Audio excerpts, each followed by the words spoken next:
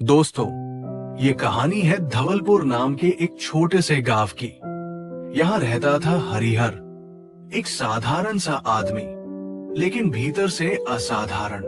उसके पास न बहुत जमीन थी, न धन दौलत, बस एक छोटी सी कुटिया, एक पुराना लकड़ी का ठेला और उसकी पूरी दुनिया उसकी बेटी किरण। जिंदगी ने हरिहर की परीक्षा बार बार ली थी।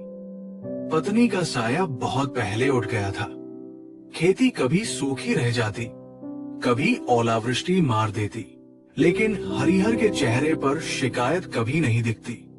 गांव में लोग कहते थे, अजीब आदमी है, हर हाल में मुस्कुराता रहता है, क्योंकि हरिहर का एक ही वाक्य था, जो होता है सब अच्छे के लिए होता है। हरिहर रोज शहर के बाजार तक सब्जियां पहुंचाने के लिए अपना लकड़ी का ठेला ले जाया करता था।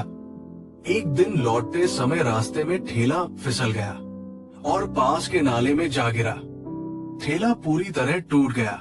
वही ठेला उसकी रोजी रोटी था। गांव वाले जमा हो गए। अब क्या करोगे हरिहर, ये तो बहुत बड़ा नुकसान हो गया। बेचारा, किस्मत ही खराब है। हरिहर ने टूटा ठेला देखा, फिर बेटी की तरफ देखा और बस इतना कहा, ठेला टूट गया है, ये सच है, पर जो होता है सब अच्छे के लिए होता है। लोग हैरान होकर लौट गए। कुछ दिन बाद गांव के बाहर सरकार की एक योजना शुरू हुई, ग्रामीण परिवहन के लिए, हाथ से चलने वाली ई रिक्शा योजना। किरण ने जिद की, बाबा फॉर्म भर देते हैं, क्या पता कुछ मिल जाए। हरिहर ने मुस्कुराकर हामी भर दी। कुछ ही हफ्तों में हरिहर को कम ब्याज पर ई रिक्शा मिल गया। अब वो पहले से ज्यादा कमा रहा था। गांव वाले फिर आए, अरे ये तो बहुत अच्छा हुआ, ठेला टूटा तभी तो ये मिला। हरिहर वही शांत स्वर, अच्छा या बुरा अभी तय मत करो, जो होता है वो धीरे धीरे अपना अर्थ बताता है। किरण पढ़ाई में अच्छी थी, इसीलिए उसने प्रतियोगी परीक्षा दी, लेकिन परिणाम उम्मीद जैसा नहीं आया। वो फूट फूट कर रो पड़ी, बाबा सब बेकार हो गया। गांव की औरतें बोली, अब पढ़ाई छोड़ दो, काम सीख लो। हरिहर ने बेटी का सिर सहलाया, आज जो असफलता लग रही है वही तुझे कल सही राह दिखाएगी। कुछ महीनों बाद उसी परीक्षा के अनुभव के आधार पर किरण ने एक अलग कोर्स के लिए आवेदन किया, ग्रामीण स्वास्थ्य कार्यकर्ता का। उसका चयन हो गया।